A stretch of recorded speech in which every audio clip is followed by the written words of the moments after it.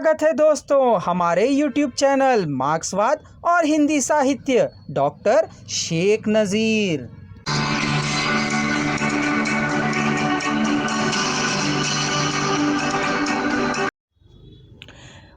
यद्यपि यह मिलें मजदूर भाइयों की ही मेहनत से तैयार की जाती हैं, परंतु मजदूर मिलों का सब मुनाफा नहीं मांगते। मजदूर पूछते हैं तेजी के समय उनकी मेहनत से जो लाभ उठाया गया था वह कहाँ गया।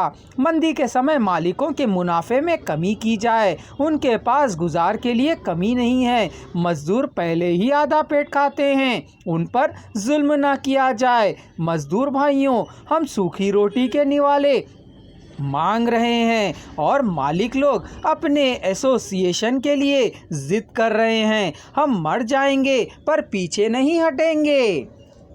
इन भाषणों से शोषित मजदूर वर्ग और भी संगठित एवं सजग हो जाता है, पर जब हरीश संगठित मजदूरों को कांग्रेस संगठन के अंतर्गत रहकर संघर्ष करना चाहता है तो रफीक उसका विरोध करता है। वह कांग्रेस की राजनीति के अंतर्गत मजदूरों को संगठित एवं सजग होने में विश्वास नहीं करता है। रफीक का यह मंतव्य है कि कांग्रेस जिस श्रेणी के लोगों की बनी है वह साधारणता ना तो मजदूर हैं और ना उनके साथ सहानुभूति ही रखते हैं। कांग्रेस पर जिस श्रेणी का कब्जा है उनके और मजदूरों के हित में विरोध है।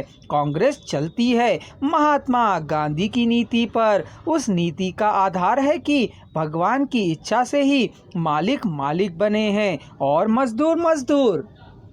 हम मालिक को मालिक ही नहीं रखना चाहते हैं तो फिर कांग्रेस की मालिक श्रेणी हमें कैसे सहन कर सकती है, कैसे हमें सबल बनाने दे सकती है। कांग्रेस को ही मजदूर श्रेणी के हाथ में देने से रॉबर्ट के इस तर्क को काटते हुए रफीक पुनः कहता है कि मजदूरों को अपनी शक्ति का ज्ञान केवल हड़ताल के रूप में ही हो सकता है। तुम चाहते हो पहले राजनीतिक चेतना बाद में आर्थिक मांग, यह कैसे हो सकता है? जिसके हाथ में आर्थिक साधन है वही राजनीतिक शक्ति का मालिक होगा।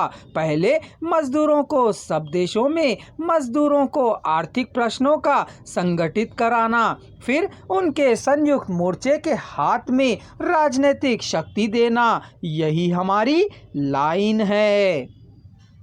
यद्यपि उस समय साधनहीन मजदूरों की स्थिति इतनी दयनीय हो जाती है कि उनकी बस्तियों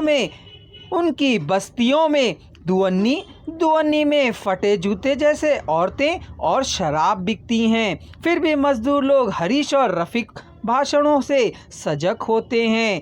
जब पंजाब कपड़ा मिल के डायरेक्टर मजदूरों की मांग को अन्यायपूर्ण समझकर हथकंडों से हड़ताल को बंद करवाने का प्रयत्न करता है तो मजदूर लोग अपने निजी अधिकारों के लिए सजग हो जाते हैं।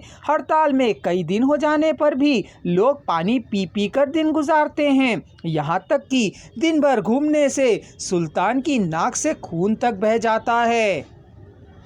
मजदूरों की स्थिति को देखकर मालिक लोग अपने वर्ग हित के लिए हड़ताल को असफल बनाने का प्रयत्न करते हैं। ऐसी अवस्था में हड़ताल करने वाले मजदूरों की भूख मिटाने के लिए हर समय कांग्रेस को हजारों रुपए चंदा देने वाले अपने पिता से शैला कुछ रुपए मांगती है। यद्यपि स्वभाव से दयालु और उदार होने पर भी उसका समर्थन मालिक पक्ष की ओर ही होता है। वह भी मजदूरों की मांग को अन्यायपूर्ण बताते हुए शैला को समझाते हैं।